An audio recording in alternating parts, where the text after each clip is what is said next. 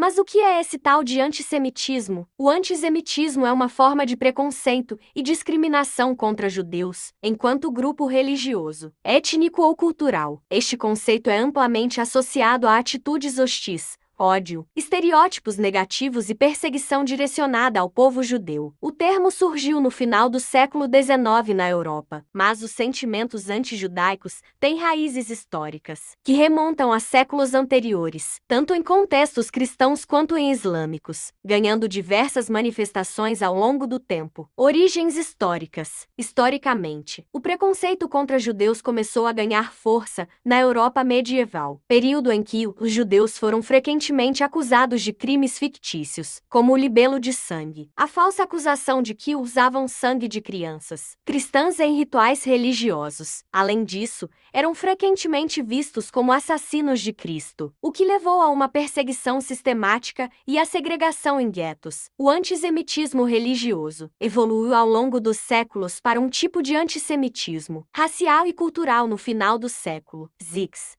Nessa época, teorias pseudocientíficas começaram a dividir a humanidade em diferentes raças, muitas vezes colocando os judeus como uma raça inferior ou como uma ameaça à sociedade europeia. O antissemitismo na era moderna. Durante o século XX, o antissemitismo atingiu seu ponto culminante com o Holocausto, o genocídio sistemático de 6 milhões de judeus pelos nazistas durante a Segunda Guerra Mundial. O regime nazista, liderado por Adolf Hitler, promoveu uma ideologia racial extrema, baseada em uma visão distorcida de superioridade ariana e em uma narrativa que culpava os judeus por uma série de problemas sociais e econômicos na Alemanha e na Europa. No período pós-guerra, o antissemitismo não desapareceu, mas mudou de forma. No final do século XX e início do século Z, novas formas de antissemitismo emergiram, muitas vezes relacionadas a tensões políticas e conflitos no Oriente Médio, especialmente em relação ao Estado de Israel. Embora a crítica legítima à política do governo de Israel não seja antissemitismo, muitas vezes o discurso antisionista se mistura com elementos antissemitas. Exemplos e manifestações.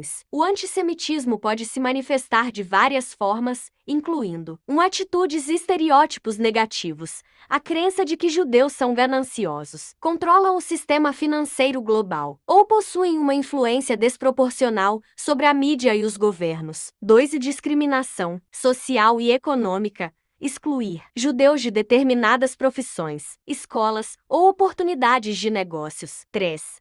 Ataques físicos e violência. Agredir ou vandalizar indivíduos, propriedades e lugares de culto judaicos, como sinagogas e cemitérios. 4. Discurso de ódio. A propagação de ideias e teorias da conspiração contra judeus nas mídias sociais, em textos ou por meio de discursos públicos.